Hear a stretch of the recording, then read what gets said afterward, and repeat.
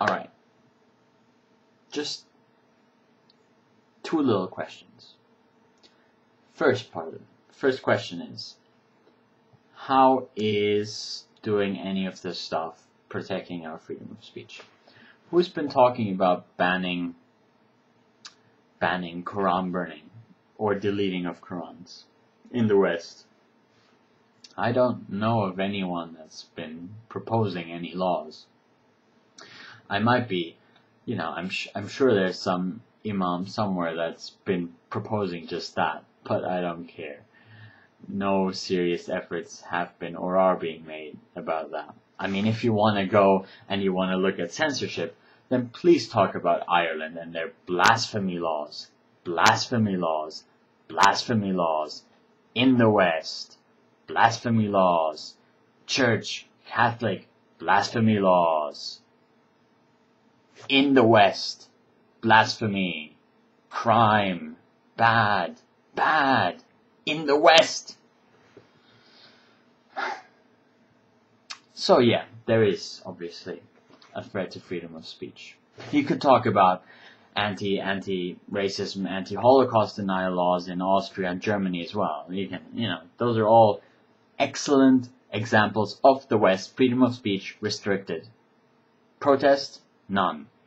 Yes, occasionally when you bring this up, someone gives it a shout out. Someone says, oh yes, well I'm against that as well. But I'm not protesting that because, well, we don't like Nazis. So, when Nazis have their freedom of speech taken away, that's okay. But we do like people that don't like Muslims.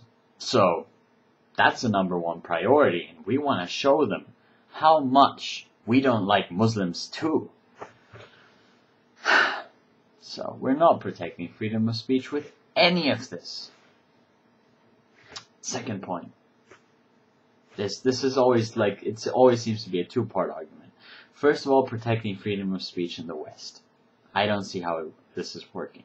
I don't see how we're clearing any gigantic squids out of rooms in the West with this.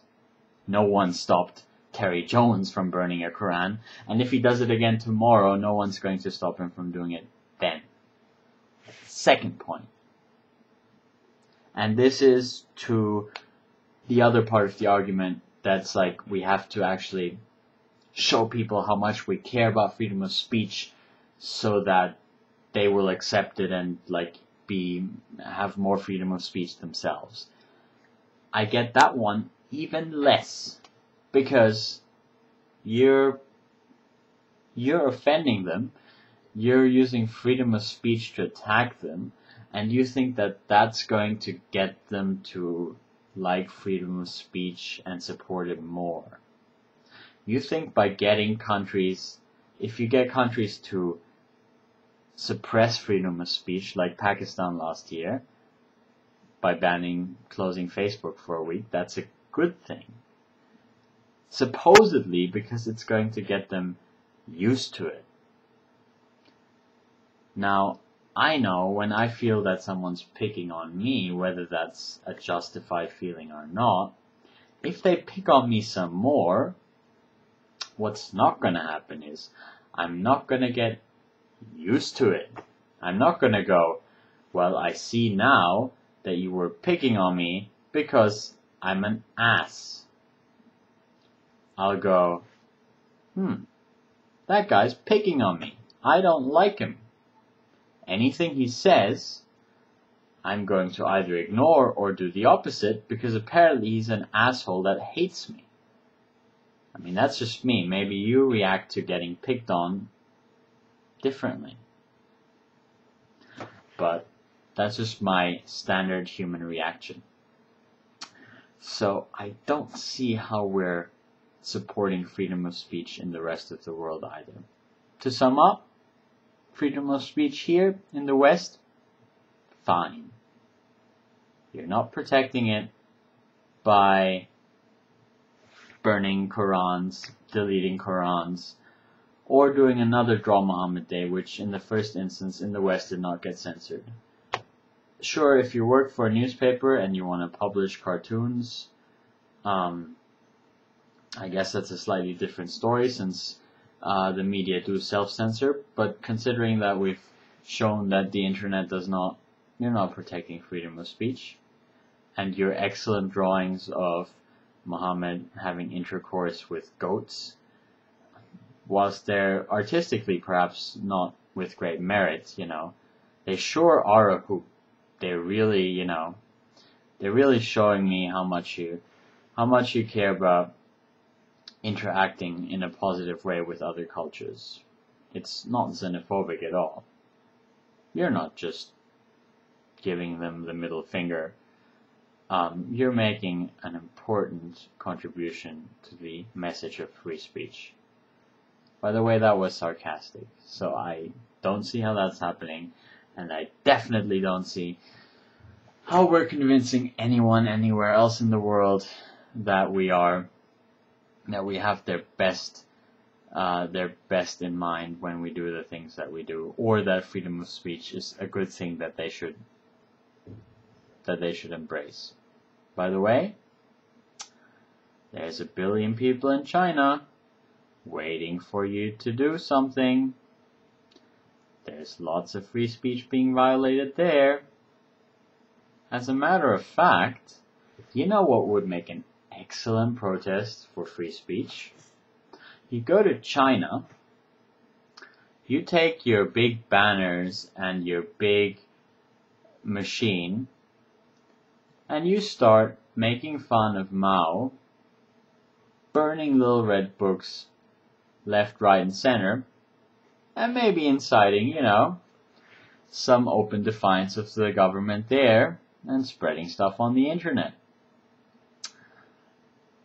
Considering that censorship in China is still a big problem, that would be a good thing, and that would actually require some guts. Then you could show that we're not, an already conquered and enslaved people, which is especially important since China is becoming everyone's biggest trading partner, and where the Muslims are invading us with their population explosion. The Chinese own us, and this is not a rant against China or people of Chinese ethnicity, God no. I think everything's going to be fine there as well, and I think the best way to deal with that situation is dialogue also.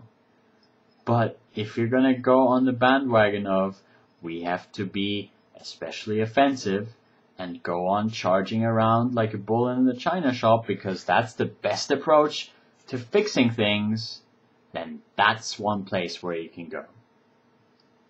And I'd love to see that. I really would. It will be excellent. It will be glorious. So I'll be watching the news. I'm guessing there's going to be some mass arrests in China soon.